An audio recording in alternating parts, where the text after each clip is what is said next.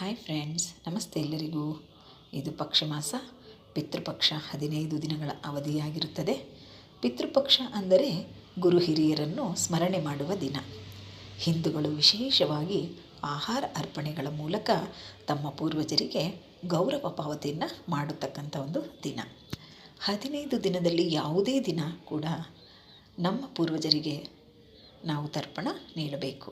ಇದರಿಂದ ನಮ್ಮ ಪೂರ್ವಜರಿಗೆ ಅವರ ಆತ್ಮಕ್ಕೆ ಶಾಂತಿ ದೊರೆಯುತ್ತದೆ. ಈ ಸಮಯದಲ್ಲಿ ಪೂರ್ವಜರು ತಮ್ಮ ಕುಟುಂಬದವರನ್ನು ನೋಡಲೆಂದು ಭೂಮಿಗೆ ಬರುತ್ತಾರೆ ಅನ್ನೋ ಒಂದು ನಂಬಿಕೆ ಕೂಡ ಇದೆ.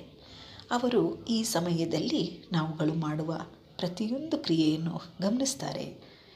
ಈ ಸಮಯದಲ್ಲಿ ಪೂರ್ವಜರಿಗೆ ತರ್ಪಣ, ಶ್ರಾದ್ದ, ಪಿಂಡದಾನ ಮಾಡುವುದರಿಂದ ಅವರ ಆತ್ಮವು ಮುಕ್ತಿಯನ್ನು ಪಡೆಯುತ್ತಾರೆ. ಅವರ ಆತ್ಮವು ಮುಕ್ತಿಯನ್ನು ಪಡೆಯುತ್ತದೆ ಮತ್ತು ಮೋಕ್ಷವನ್ನು ಕೂಡ ಅವರು ಪಡೀತಾರೆ ಅನ್ನೋ ನಂಬಿಕೆ ಕೂಡ ಇದೆ. ಈ ಕಾರ್ಯವನ್ನು ನಾವು ಭಕ್ತಿಯಿಂದ ಮಾಡಬೇಕು. ಆದ್ದರಿಂದ ಇದನ್ನು ಶ್ರಾದ್ದ ಅಂತ ಕರೀತಾರೆ. ಹಾಗೆ ಈ ದಿನ ಹಸು, ನಾಯಿ, ಕಾಗೆ ಹಾಗೂ ಇರುವೆಗಳಿಗೂ ಕೂಡ ಬಲಿಯನ್ನು ನೀಡಬೇಕು. ಅಂದರೆ ಬಲಿ ಅಂದರೆ ಆಹಾರವನ್ನು ನೀಡಬೇಕು ಅಂತ.